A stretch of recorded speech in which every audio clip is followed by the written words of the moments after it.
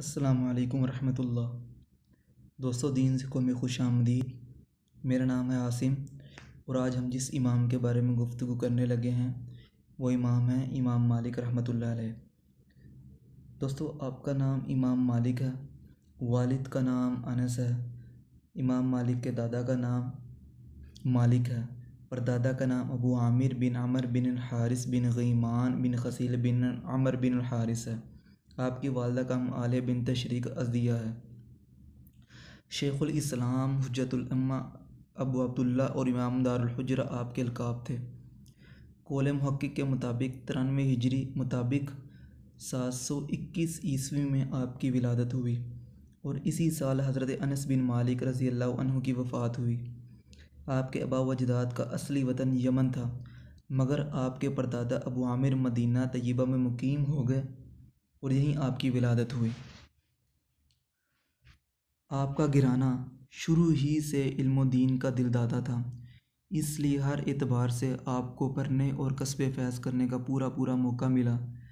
بقول امام علامہ زرقانی امام مالک رحمۃ اللہ علیہ نے 900 سے زائد علماء و مشائخ سے کسب فیض کیا، جن میں شہاب ظہری، یحییٰ بن سعید انصاری، ہشام بن عروہ اور حضرت عمر بن ابن عمر رضی اللہ عنہ کے خصوصی شاگرد حضرت نافع وغیرہ کے نامی اور اسماء گرامی قابل ذکر ہیں۔ ان میں حضرت امام مالک رحمۃ اللہ علیہ نے سب سے زیادہ حضرت نافع سے استفادہ کیا۔ مورخین کے بقول ان سے استفادے کی مدت کل 12 سال ہے۔ اللہ تعالیٰ نے آپ کو حافظے کی زبردست نعمت سے نوازا تھا۔ خود امام مالک کا بیان ہے کہ میں جس چیز کو ایک مرتبہ سن لیتا پھر اسے کبھی نہیں بھول پاتا، حتیٰ کہ ایک دن میں متعدد اساتذہ کرام سے کئی سو حدیثیں سنتا اور ان سب کو ازبر یاد کیے رہتا۔ حافظے کی قوت اور پھر تحصیل علوم میں جاں نشانی و محنت نے 20 سال ہی کی عمر میں آپ کو درس و تدریس کا اہل بنا دیا تھا، اور اس نو عمری کے زمانے میں بھی ایسا محسوس ہوتا تھا کہ کوئی بہت عمر رسیدہ، ازمودہ اور تجربہ کار مدرس درس دے رہا ہے۔ اس لیے حضرت نافع کے انتقال کے بعد جب مدینہ منورہ میں مسند حدیث کی جگہ خالی ہو گئی تو لوگوں کی نگاہ انتخاب حضرت امام مالک رحمۃ اللہ علیہ پر جا ٹھہری۔ آپ ہی اپنے شیخ کے علمی وارث اور جانشین قرار دیے گئے اور نصف صدی سے زائد عرصے تک اس مسند کو رونق بخشتے رہے، اور اس دوران آپ نے علماء محدثین اور فقہا کا ایک جمع غفیر تیار کر دیا۔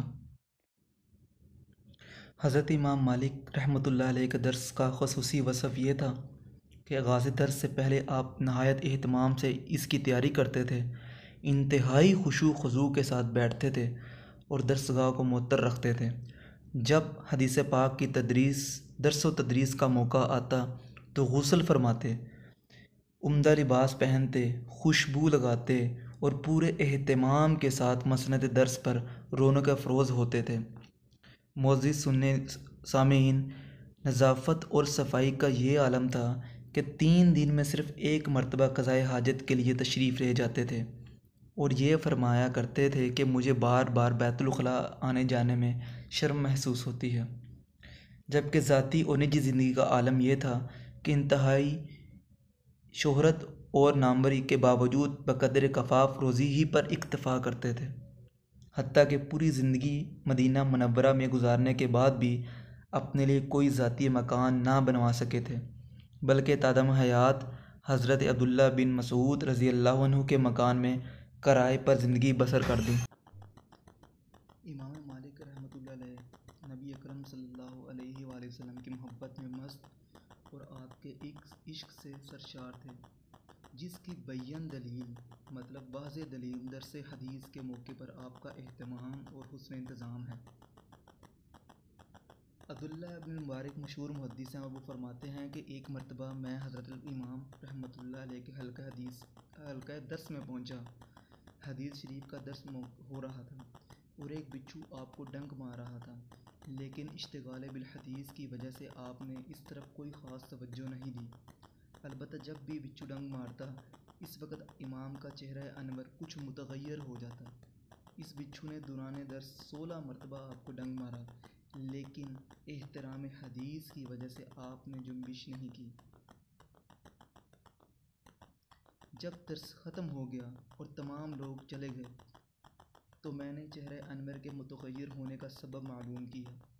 اس پر آپ نے یہ واقعہ سنایا جس طرح آپ کو ذات الرسول علیہ السلام سے بے پناہ عقیدت و محبت تھی، اس طرح مدینہ الرسول سے بھی حد و درجہ شغف اور لگاؤ تھا۔ چنانچہ مورخین نے لکھا ہے کہ امام مالک رحمۃ اللہ علیہ کبھی بھی مدینہ میں سواری پر نہیں سوار ہوئے، اور پوچھے جانے پر وجہ یہ بتائی کہ جس سرزمین میں نبی پاک صلی اللہ علیہ وآلہ وسلم کا جسم اطہر مدفون ہے، اس سرزمین میں سوار ہو کر چلنا بے ادبی ہے۔ مدینہ منورہ سے وارفتگی اور شیفتگی آپ کے اس طرز عمل سے بھی معلوم ہوتی ہے کہ آپ کے نزدیک اس شہر مبارک کی جدائی ناقابل برداشت تھی۔ آپ کی یہ دیرینہ تمنا تھی کہ مدینہ طیبہ ہی میرا مدفن ہو، اس لیے مدینہ سے باہر کہیں نکلتے ہی نہ تھے، اور غالباً اسی اندیشے کی وجہ سے حج کے لیے بھی ایک دو بار ہی تشریف لے گئے تھے۔ امام شافعی رحمۃ اللہ علیہ فرماتے ہیں کہ اگر امام مالک اور ابن عیینہ نہ ہوتے تو حجاز سے علم اٹھ جاتا۔ ایک دوسرے موقع پر امام شافعی رحمۃ اللہ علیہ فرماتے ہیں کہ اپنی عقیدت اور محبت کا اظہار ان لفظوں میں کیا ہے کہ علماء کی صف میں امام مالک کو ستارے کی حیثیت حاصل ہے، جو میرے استاذ ہیں اور میں نے انہی سے علم حاصل کیا۔ ابن وہب فرماتے ہیں کہ اگر امام مالک اور لیث بن سعد نہ ہوتے تو ہم لوگ گمراہ ہو جاتے۔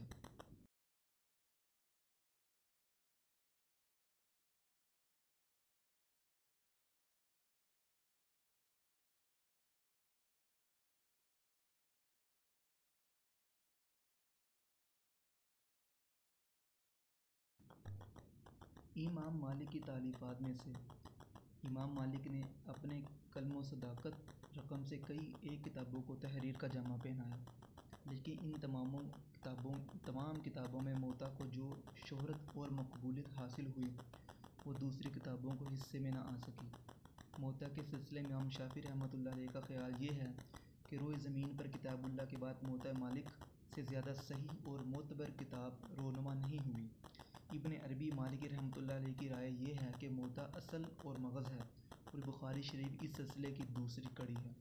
موطا کی تالیف کے سلسلے میں سب سے قابل اعتماد رائے یہ ہے کہ جب 150 ہجری میں خلیفہ منصور بغداد کی تعمیر و تشکیل سے فارغ ہوا تو اس نے حضرت الامام سے ایک نفع بخش کتاب لکھنے کی درخواست کی، اور صحت کلام اور درستگی روایت پر نظر رکھنے کے حوالے سے زور دیا۔ چنانچہ امام مالک رحمۃ اللہ علیہ نے اس کی درخواست پر یہ بے نظیر کتاب تالیف فرمائی۔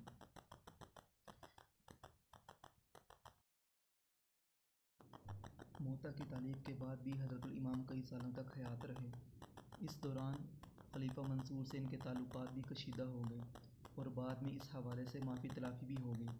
عمر عزیز کے تقریباً 86 سال مکمل کرنے کے بعد 11 یا 14 ربیع الاول 179 ہجری میں آپ نے داعی الاجل کو لبیک کہا اور جنت البقیع کے گہوارے میں ہمیشہ ہمیش کے لیے محو ہو گئے۔